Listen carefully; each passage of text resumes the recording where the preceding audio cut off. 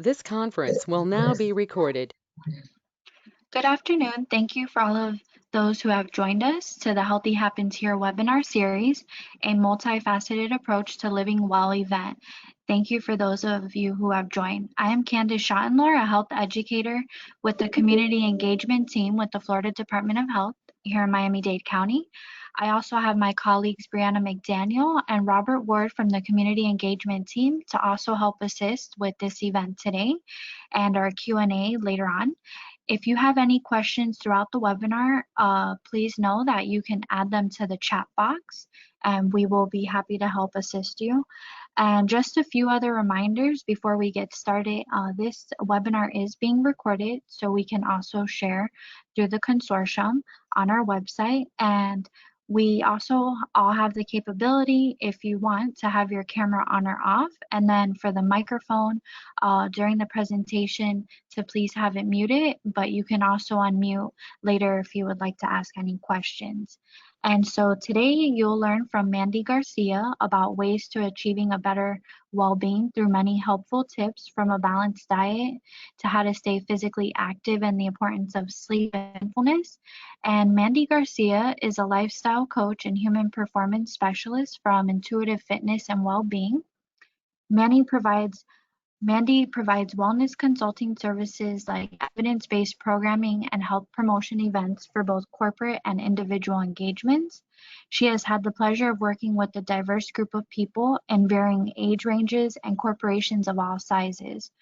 Her core philosophy towards health and well-being lies within the concept of bio-individuality and teaching others how to listen intuitively to their bodies. Her greatest objective is illustrating how each dimension of human wellness is intertwined and how that relates to one's ability to achieve long-term success, no matter what that looks like. In turn, she believes every business is a living and breathing entity just like a person and has unique needs in order to facilitate a thriving workforce. She's previously worked with clients, included several Fortune 500 companies in the sectors of aviation, insurance, food and beverage, and telecommunications. She thoroughly enjoys seeing her clients having light bulb moments as they take the reins of their own health.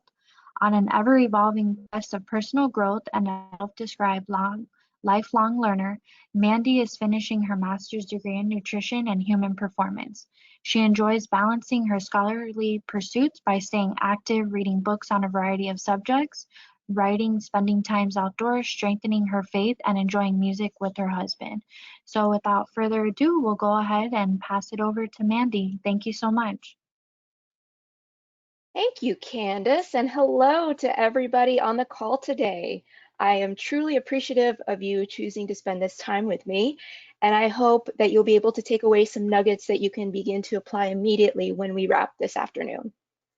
So with that, let's get started to a multifaceted approach to living well.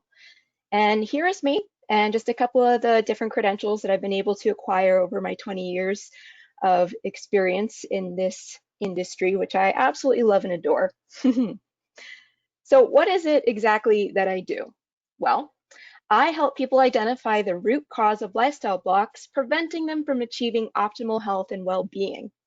But I also help companies foster a culture of health and make living well fun, engaging, and easier to do. I like making wellness fun because it's a subject that can be extremely complicated and oftentimes confusing. But by breaking it into simpler, more practical applications that are easier to understand and specific to the needs of my clients, they're more equipped to take steps that will ultimately improve their life. Now, weight management and weight loss is the #1 reason why I'm sought after. It's no surprise that many people struggle with their weight. And in fact, more than 70% of Americans are overweight or obese. The prevalence of those suffering from severe obesity, in addition, has exponentially increased over the last 2 decades. And what's of great concern here is that we're also seeing these trends in children of young ages, which we know affects them as they grow into adulthood. So it's safe to say that we are in a health crisis. We really need to address overweight and obesity as they're an important public health issue on its own, and not to mention that they're a driver for chronic illnesses like cardiovascular disease, type 2 diabetes, and even certain types of cancer. Now, did you know that 6 in 10 Americans have a chronic condition and 4 in 10 Americans have 2 or more chronic conditions? And while this issue is complex, and as we learn more and more about the genetic and epigenetic impacts of these disease states, 2 prominent factors stand out as risk for their development. And I'm sure everybody can probably guess what they already are. And if you're thinking unhealthy eating habits and lack of physical activity, then you're absolutely correct. But here is the problem. A couple to be exact. Overweight and obesity is more complicated than just eating less and moving more. This is something we're all very much aware of, but unfortunately, consistent follow through is actually minimal, and this rarely leads to lasting results. Instead, we need a change in our perception. And the key here lies in how we approach managing our weight and ultimately our lifestyles. So we don't need to actively focus on the result itself, but instead let's focus on creating the environment that will naturally support our desired outcome. And as a result, it's going to make the entire process easier to commit to. So we can do this in a couple of different ways, and we're going to review each of these different points in greater detail. But first and foremost, we're going to pay attention to our nutrition. We're going to prioritize our sleep. We're going to make physical activity part of our lifestyle. And finally, we're going to improve our stress resilience. And this obviously includes stress management techniques, yes, but also learning more about how and why we think of certain things. So again, we're aiming for perspective here and understanding the difference between having a reactive mindset versus a proactive mindset. And this also includes emotional regulation, not suppression. There's a big difference there. And as such, we'll be able to take back control of ourselves. So why is all of this important? See, when our bodies are stressed, adding further stress by going on a diet or engaging in workouts that our bodies really aren't ready for exacerbates a hormonal environment that actually keeps and puts on weight instead of releasing it. So first we need to come into a state of balance, or even a better word to consider here is a state of harmony among your body systems. So I want everybody to take a moment and think about what that means for you. And if you want to take a couple of notes of what comes to mind, definitely do that. And feel free to do that throughout the presentation, because as you're listening, I want you to recognize impulses that come through. Okay, so let's talk nutrition. This is a subject we're all constantly interested in, and at times we're obsessed about. And there's something very important that I want to emphasize to all of you on the call today. There's really no one singular way to eat. Individual differences will always require us to incorporate some degree of personalization based off of our genetics, our current state of health, our age, immune responses or allergies, lifestyle, goals, belief systems. All of these things come into play into how we eat. And what this means is that even if you found success eating a particular way, that doesn't necessarily mean that it will work for everyone that was in your same predicament, nor does it mean that it's even appropriate. Okay, now to break it down even further and to put it bluntly, we don't need to perpetuate these nutritional zealot ideologies that are rampant in our social space right now. Now, with that being said, there are dietary patterns that hold proven evidence of efficacy in preventing and treating chronic illness and assisting with weight management. So let's be grateful for that. All right, so a healthy dietary pattern. This is what it generally looks like.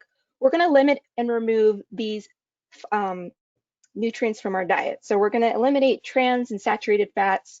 We're going to limit or remove our intake of added sugars to be at least less than 6% of our total caloric intake.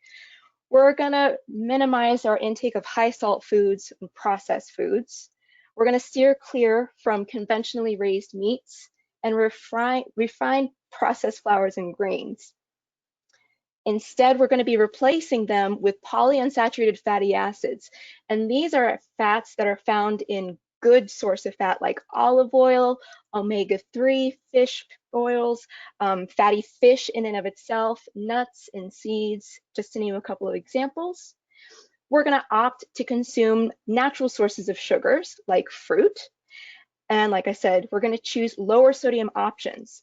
So it's recommended to consume 2,300 milligrams of sodium daily or less, depending on your state of health. We're going to swap conventionally raised meats to organic, wild, grass-fed meat, chicken, and fish. And we're going to consume whole grain, minimally processed, high fiber grains and legumes. So this is otherwise known as a Mediterranean diet. And when you do a quick search in PubMed, there's over 7,000 studies looking at various aspects of this disease pattern and facets of health and disease prevention. It's actually considered one of the healthiest dietary patterns worldwide and praised for its diverse array of foods and subsequent intake of antioxidants and anti-inflammatory capacities. Okay? Now, a component of a Mediterranean diet includes everything that we just discussed. So we're eating whole grains and legumes, very high fiber. We're eating a diverse array of vegetables every single day. Fruit is consumed in moderation, and it's going to be our dessert choice because it's a natural sweet and it does our body good. We're emphasizing olive oil consumption, like I mentioned earlier, nuts and seeds and fatty fish. We're going to actually minimize consumption of meats and dairy products here. So this is more like a plant-based diet, which is a term that was very popular over the past couple of years. And it also includes low consumption of wine during meals, okay? Now, this is what this style of eating would look like. It's considered anti-inflammatory, and we're going to work through exactly what that means. So for everyone on the call, I want you to pay attention to the bottom right corner of the triangle, okay? This is where it's saying that whole grains constitute 1 to 2 servings daily or within your main meals. Okay, now take a look at the top first triangle, all right? The refined grains, right? It makes up less than 3 servings a week, if at all right? The glycemic index as a result, and ultimately the glycemic load, which is how food will affect your blood sugar, it's very, very low, okay? And we're also reducing the intake of saturated and trans fats and replacing it with these heart healthy fats, again, through the different sources that we mentioned earlier, okay? So this is key. The Mediterranean diet, this style of eating is anti-inflammatory. And why is this so important? Well, inflammation is the root of all chronic illnesses, and this is where a dietary pattern like this is indicated in these types of conditions, just to name a few. But remember what I mentioned at the beginning of this section. There is not one singular magic plan for all, but it's from this foundation that we can begin to make balanced and personalized adjustments based on our own physiology and our needs. Great. Now, let's shift gears and talk about sleep. Now, it's something most of us dream about during the day, pun intended, and we wish we could get more of. You see, I'd like to incorporate little lame jokes here and there. Hopefully you're laughing. If not, that's okay. Especially with so much turmoil going on in our current landscape, getting and staying asleep is so difficult for many people, regardless of what your health goals are. So let's talk about that more. Okay, if we're not getting an adequate amount or quality of sleep every night, we're hurting our efforts to live well. Sleep is one of the most important ways we create the environment to support our well-being. So keep your eyes on that phrase, create the environment. And any amount of sleep deprivation, there are going to be several hormonal shifts that occur that induce stress on the body. And even something as meager as a 1-hour loss of sleep a night over the course of a week can negatively affect us. So we become hungrier, more irritable, can't think, have less energy, and our motivation is pretty low. So if we're not sleeping right, how do we expect to really be present in our everyday and accomplish what we set our minds to? But how much sleep do we really need? Well, for adults age 18 and over, 7 to 9 hours per night is sufficient to promote well-being. Now, with that said, remember, you know your body the best, and your specific amount may be a little bit more, it may be a little bit less. But the point is that we get it and we cherish it every single night. Some of the ways that we can help induce better sleep is by paying attention to our sleep hygiene. And these habits help us to create both routine and the environment for a restful night. This includes sticking to a sleep schedule even on the weekends. Please do not try to catch up and sleep in because that actually hurts you instead of helping you. Practice a relaxing bedtime ritual, whether that's reading an interesting book, a funny book, enjoying a cup of tea with some quiet music, taking a bath, or something else that calms you. You want to also take a look at your bedroom and make sure that it's the right temperature and light. So cooler temperatures and low light exposure is going to be best to induce deeper sleep. Also take a look at your mattress and your pillows. This is critical, not only for your sleep, but how you're waking up in the morning. If you're feeling particularly stiff, if you're tossing and turning, you just might need a change in these critical pieces to your health.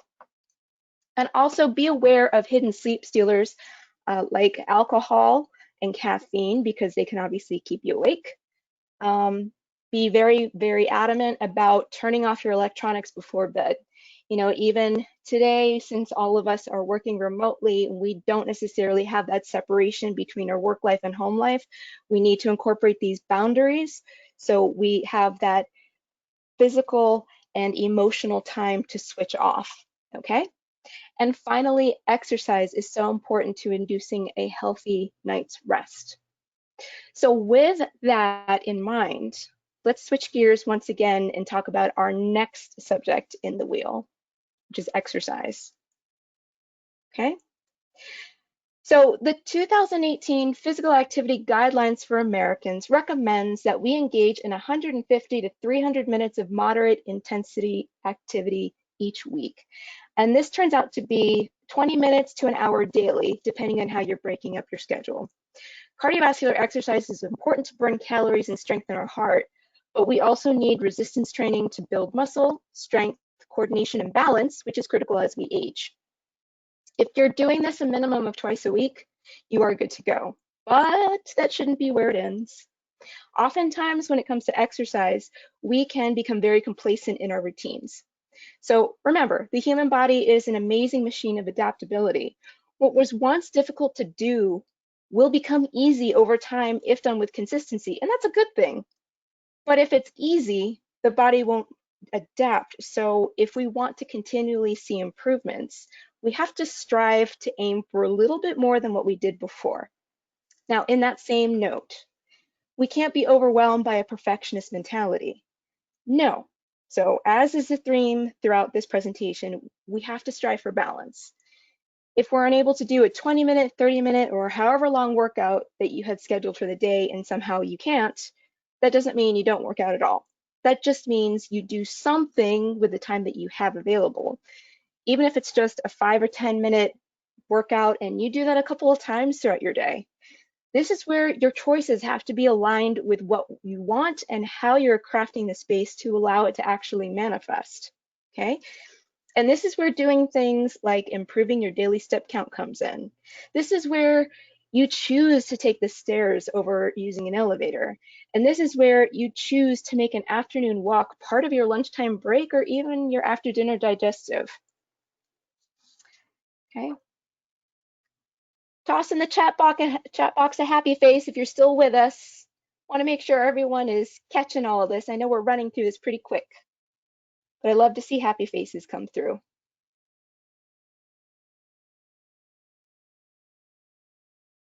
Okay, great. Okay, so moving on to stress management. Stress management is a key aspect to living well, all right?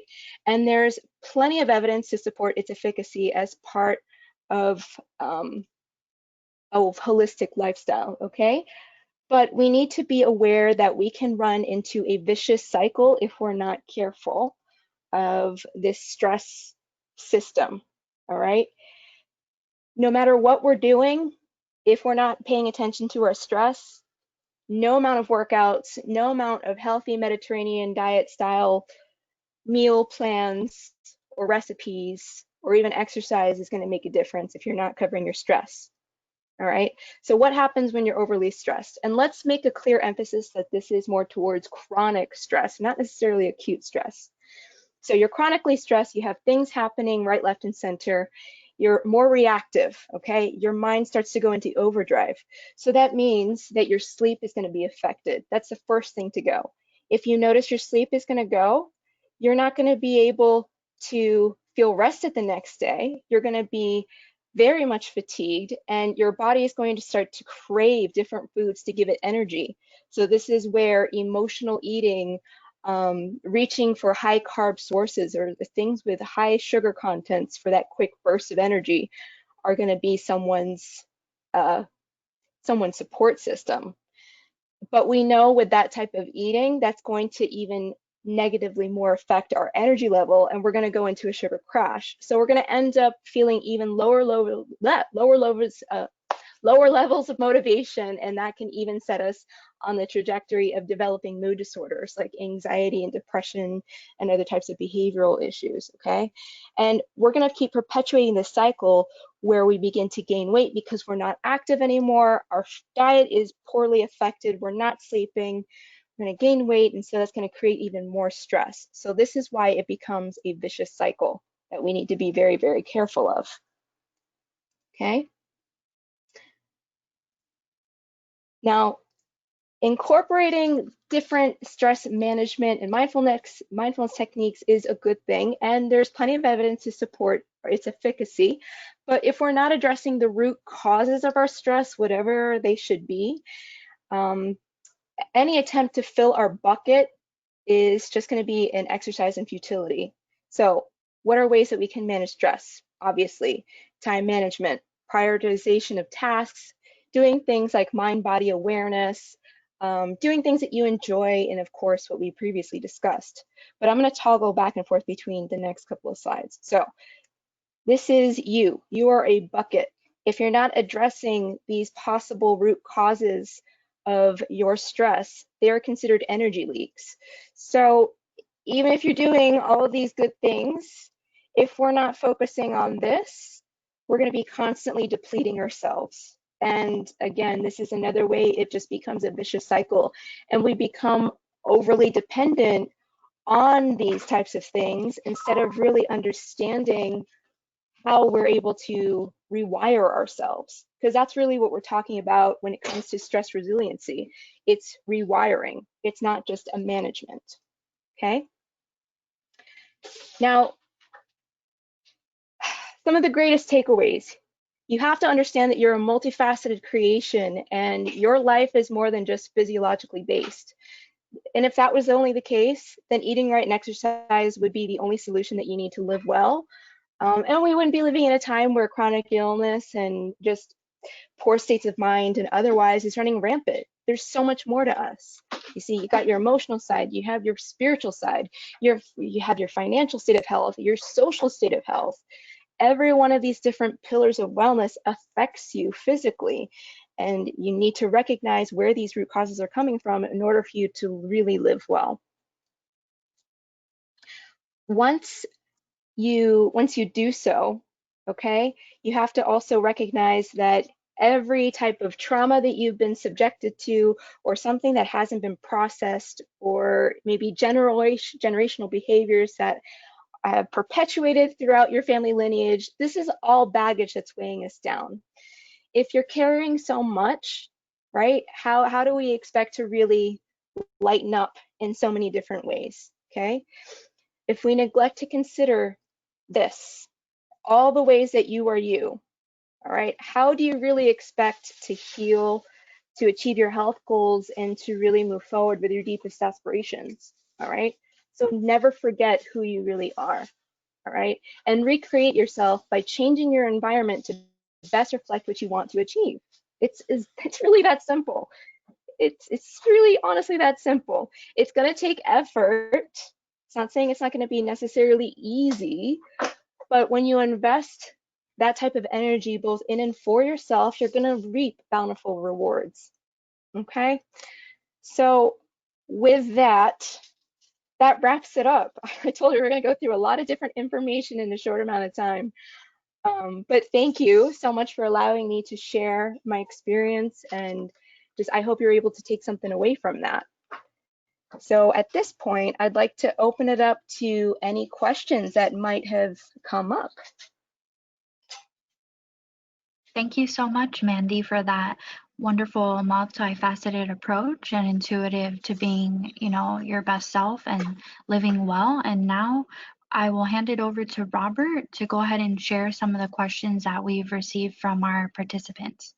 That sounds great. Thank you. Thank you, Candace, and thank you, Mandy, for that great presentation. Really appreciate it. Sure. Our first question is actually a two-part question, so I'll read off both parts here. The first Okay. part, what are the best foods to promote a healthy gut microbiome? And then, Mhm. are there any foods that can help speed up the metabolism? Okay, so I love the fact that somebody is thinking about the gut microbiome. This is a subject that I'm absolutely passionate about. In terms of the best foods to promote this, really what we discussed earlier in the presentation is what you want to focus on. So a Mediterranean diet or an adaptation of this based on your personal needs is going to be a great foundation to support your gut health. So we're looking for a pattern that's high in fiber, micronutrients, low in sugar and saturated fat, because this is going to support the beneficial bacteria in your gut. Okay.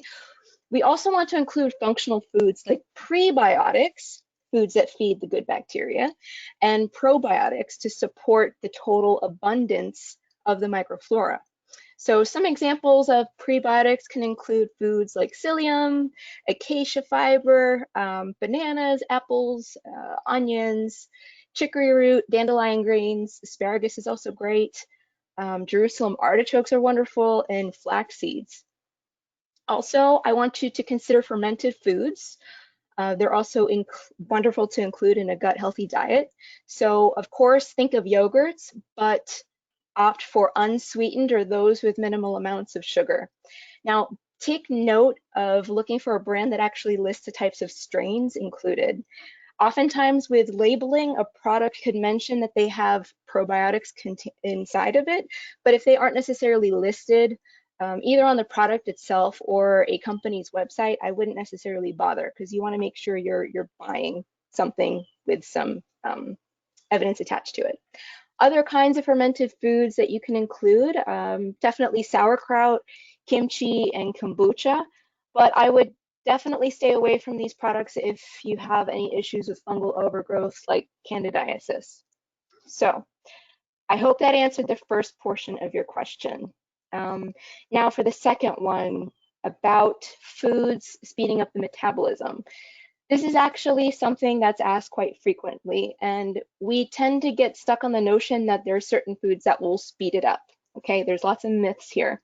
But in order to answer appropriately, I'd actually like to acknowledge the process of metabolism in and of itself, because that might help explain some of the myths around this. Okay, so the metabolic process that we have is comprised of obviously our energy output and our energy input, and that is based off of what we eat. And this is all through the unit of calories. Our daily caloric expenditure is actually broken up into 4 different pathways. So you have your resting metabolic rate. Okay, this means you're not moving, you're just resting, obviously. The thermic effect of food, all right, and this is the energy required to actually break down the foods themselves into their individual components that can then be assimilated into our different bodily processes. Then there's also non-exercise activity thermogenesis. So if you're fidgeting, if you get up to walk to another part of your home or office, if you tap your fingers, anything that isn't exercise is considered NEAT, N-E-A-T, non-exercise activity thermogenesis. And then of course there's exercise. So of those 4, that is your metabolism. Now, resting metabolic rate and your thermic effect of food are going to be really consistent on a daily basis, depending on factors such as your physical conditioning and what you eat. In contrast, non-exercise activity thermogenesis and exercise can vary based on the types of activity you perform and also the duration. If we think that we're trying to consume foods like hot peppers, green tea, coffee, or things that have been so-called stated to increase our metabolism, it does so only for a temporary amount of time. It's not going to lead to sustained increases, okay? Much like eating a high protein diet is going to increase your thermogenesis because it takes longer for your body to break down a piece of chicken than it does eating a bowl of high starch, high carbohydrate foods like a bowl of pasta, okay? So if you're really focused on increasing and maintaining an increase in your metabolism, instead of focusing on the types of food to do that, I would engage in a progressive resistance training program to increase your lean muscle tissue. And this shows scientific evidence that you will experience a lasting increase in your resting metabolic rate. So you'll naturally be able to burn more calories at rest with the more muscle tissue you have on your frame, as opposed to having more fat on your frame. So I hope that answered that question. It did. Thank you, Mandy. Cool. So our next question it comes from someone who's interested in meal prepping and meals on the go. So the question is, do you have any helpful tools? Helpful tips for meal prepping? Yeah, absolutely. This is a great question. I love it. So the best tip for meal prep is going to be planning to ensure you have a healthful balance of your protein, carbohydrates, and fats. So before you go grocery shopping, I want you to think of your upcoming week. Okay, are you going to be primarily home or are you going to be out and about? Because that's going to help direct your purchases to the kinds of foods that's going to support where you're going to be. So if you're expecting, for example, a standard week where you're going to be at home, or you're just having a normal day at work and you have access to a microwave to heat things up or whatnot, then you can focus on preparing a few staples to keep you going for a couple of days. You want to think about having a couple of options for your nutrition sources. So don't just make one batch of chicken, one batch of broccoli, and one batch of rice as an example and eat that 3 times a day for the next 3 days. No, because that would be pretty boring and not very healthful.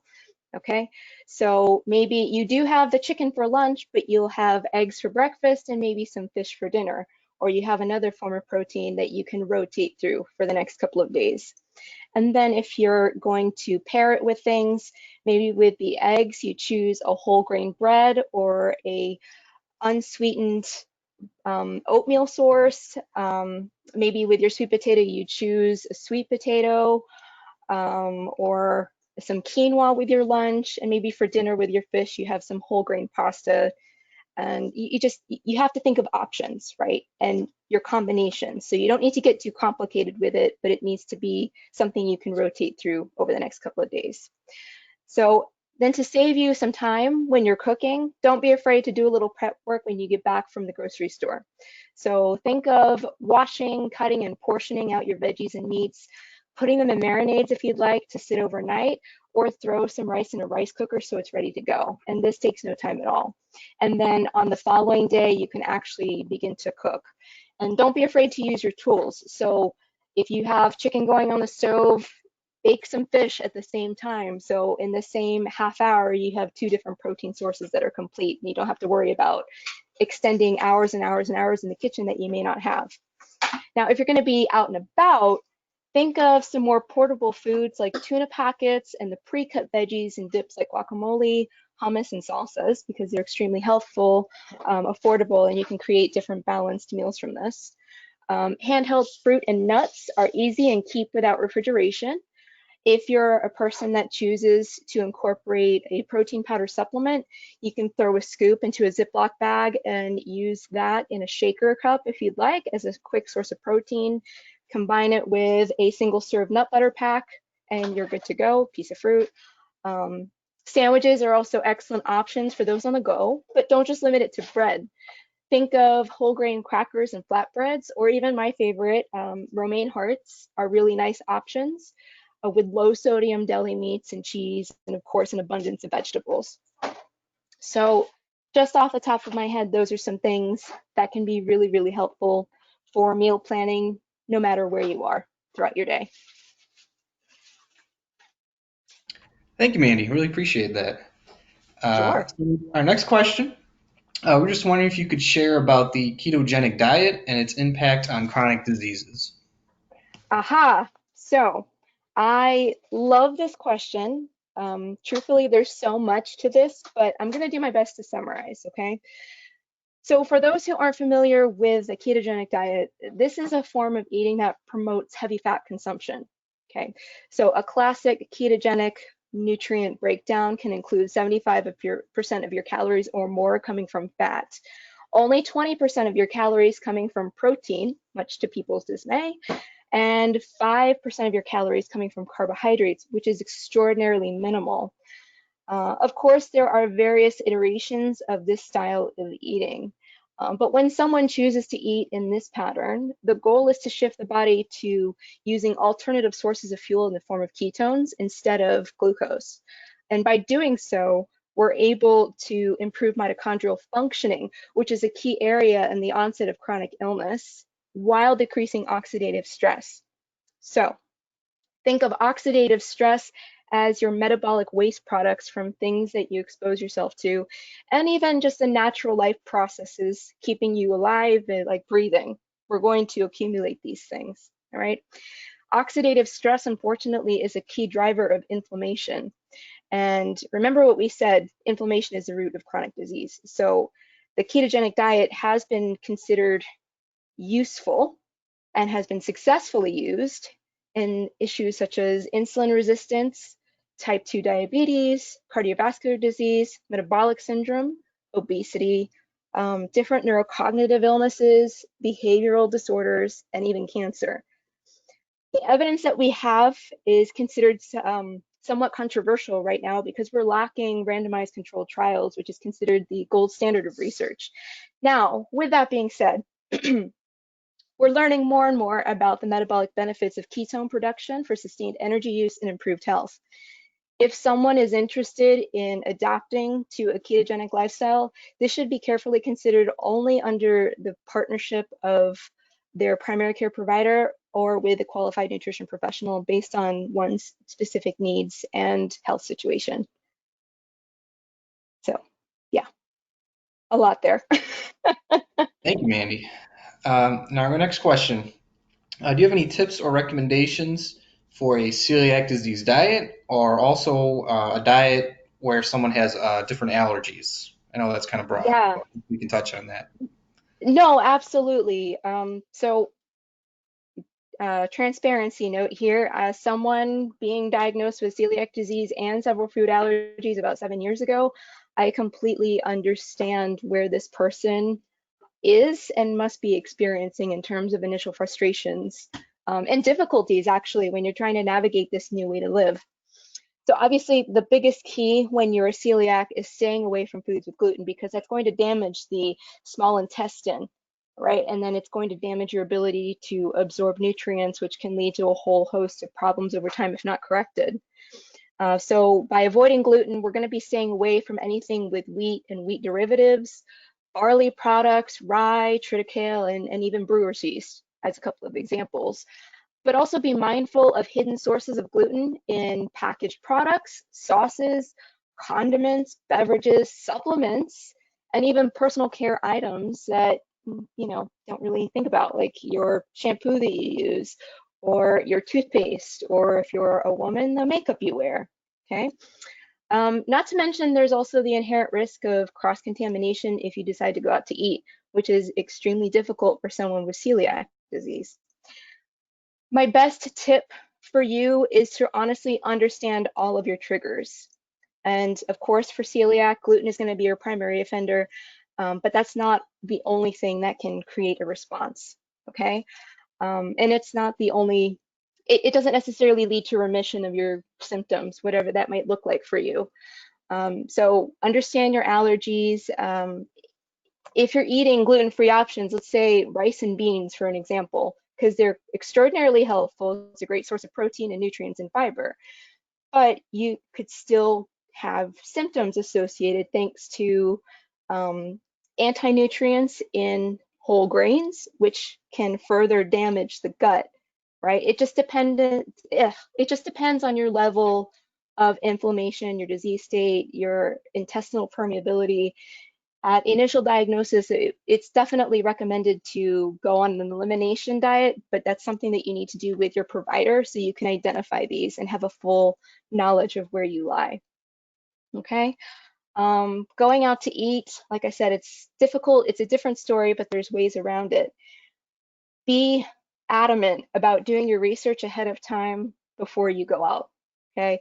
If some place is unable to give you a clear indication of how they know how to minimize the risk of cross-contamination, or if they're even aware of what celiac disease entails, if they're not, don't send them your business. Okay. It's not worth a night out and end up feeling terrible for the next couple of weeks. That's something that I had to learn really quickly. All right. Be ready to have your own food available, and this is where the benefits of meal prep come in, and this is where having support from those around you really has to come into play too, because there's a medical necessity for you to navigate what you're eating, all right? But it's not all terrible, okay? So especially in today's landscape, there's so many more options than ever for people like us. And when you're approaching your meal times, the type of intention that you set towards each thing that you consume is going to have a powerful impact on your ability to heal and find comfort. All right. You can also take some time and visit the Celiac Disease Foundation at celiac.org for more information and help you navigating this process. I mean, I'm not sure exactly where you are in your diagnosis or state of management, but always brushing up on your information is going to be one of the best tools in your pocket.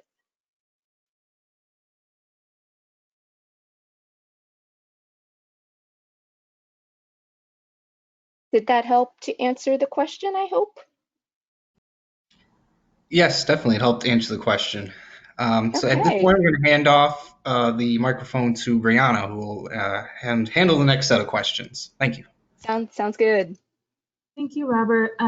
So I do have about 5 extra questions that we were provided with. So the first question is how to deal with fibromyalgia and physical activities and balance, and if you have any recommendations.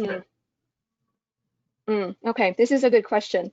All right, for those not familiar with what fibromyalgia is, it's a widespread pain disorder that has been described as being idiopathic or without cause.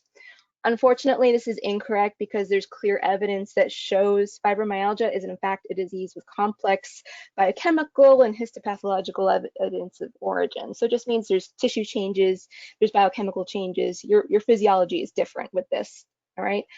Some of the common symptoms associated with fibromyalgia can include obviously pain, but migraines, you can have multiple chemical sensitivities, environmental intolerances.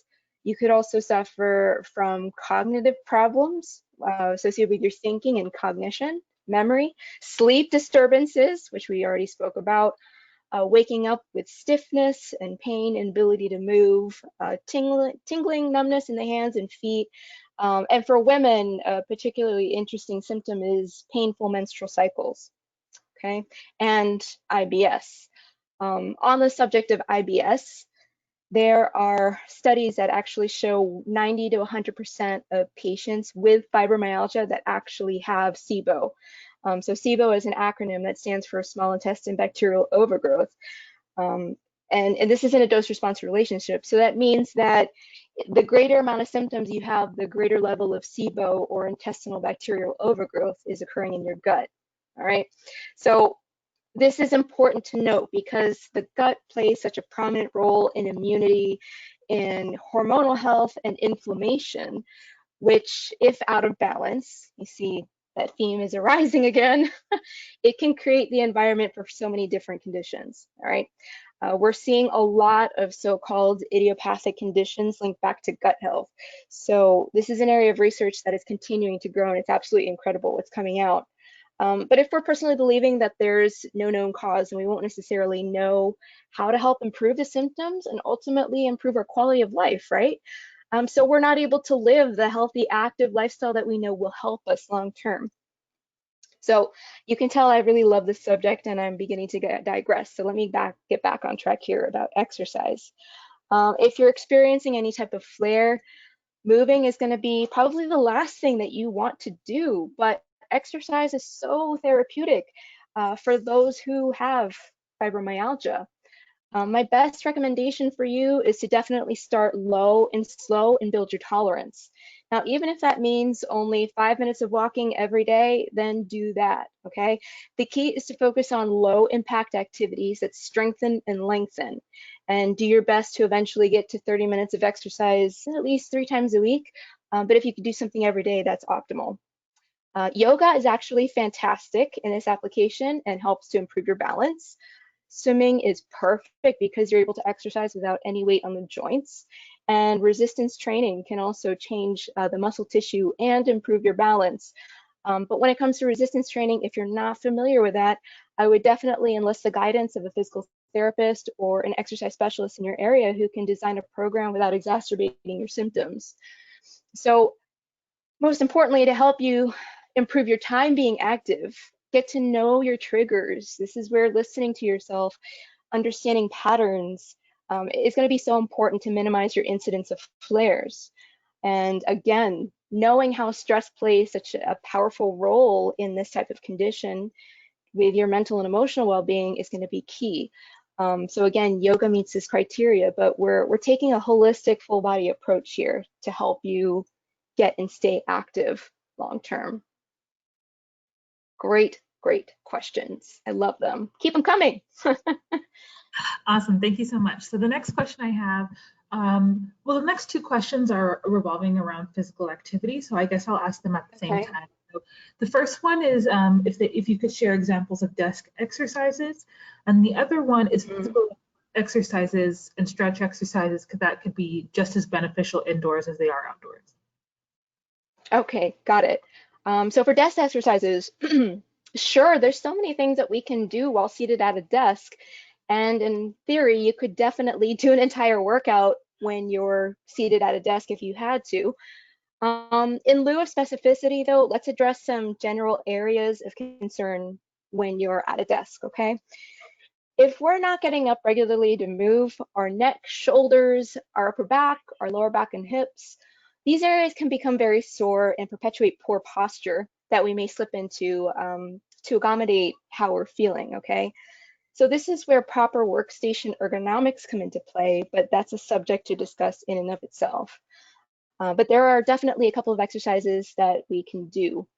Do we have time to review a couple with everyone on the line right now as we're at our desk? We only have about 10 minutes, so it's, Okay. I'm not sure how much time you would need. Okay, no, we just need a couple minutes. All right. So everyone on the call, I'd like you to just close your eyes for a minute. All right. And we're going to do some slow neck rolls. All right. You're going to circle your neck and head to the left a couple of times. All right. And you're going to circle your neck and head to the opposite side to stretch out these tight muscles that can exacerbate your discomfort when you're seated for long periods of time. And just breathe normally, don't hold your breath, but maybe take a couple of deep breaths to help your body begin to relax. Okay. And from here, after you stretch your neck out, you can clasp your fingertips together. All right. And think of pulling your shoulders together and down. Pull them down your rib cage. They shouldn't be up by your ears. Squeeze your shoulder blades together. Push the shoulders back and down, and that's going to stretch the pectoral muscles of the chest. If we have too much forward flexion, as is often the case when we're on computers, our shoulders and our chest are going to get extremely tight and inflexible. So any opportunity that we can take to reverse that motion, pulling our shoulder blades together, doing a couple of repetitions here, that's going to make a big difference. Okay. Different hip stretches that you can do that also help your lower back.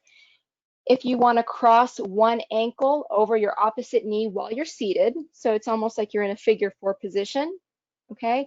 You're going to slowly bend from the hips over the front of your leg, and you should feel a nice deep stretch in your glutes, your hips, and your lower back. And then continue to breathe. And with every exhale, you'll just go a little bit deeper into that. And then you can obviously do the same thing on the opposite side. You can also do things like calf raises. Just while you're seated, press into the ball of your feet and contract your calf muscle. All right, this is good to get blood flow to these areas. And then from there, you can do some ankle rolls or even spell out the alphabet with your toes to get some ankle mobility going. All right. And then finally, some forearm stretches. So if you have your arms directly out in front of you, parallel to the floor, you're going to point your fingers down towards the floor, get a nice stretch through the top of the forearms. And then you're going to flip so your palms face in front of you. All right, the back of your hand is facing your face, right? And you get a nice stretch through the bottom aspect of your forearms. And you can just do a couple of repetitions here like that. So these are just a couple of different movements that you can do while seated at your desk. Now, in terms of exercises, what was that? Exercises that are beneficial indoors and outdoors. I need some additional information here because there are so many different things that can be applicable to both settings. If someone wants to elaborate a little bit more of what they meant by that, that would be really helpful for me. Or if you wanted to send me an email and we could discuss offline, not a problem. But I don't want to recommend something that would be counterproductive to what someone might be feeling. Thank you for that. So for the sake of time, what we're going to do is that we're going to get the majority of these questions. We're going to type out an email, and then we'll also send them out to those who have attended or who couldn't make it. For now, Okay. just hand it back over to Candace to close this for the day. Thank you so much, Bree, and thank you so much again, Mandy, for this presentation and going through the questions that the participants had. And so I will just leave everybody with, as a reminder to this webinar, you will receive a follow-up email that will also have an evaluation to please complete, and we would love to hear from you, your feedback and thoughts for future events. And just to share with you, upcoming for September, part of our Healthy Happens Here webinar series, we have 3 scheduled events. On September 15th from 2 to 3 p.m., we'll have a webinar on women's health and fitness. And then on Friday, September 25th from 2 to 3, we will have the Tobacco and Pregnancy, What Do You Need to Know webinar. And then on September 30th, which is a Wednesday at 10 a.m., we will have a cholesterol basics webinar to help you understand cholesterol and its health effects. And so keep a lookout for this event flyer with the registration links. And thank you guys so much for joining us. This concludes the webinar for today. Have a great day.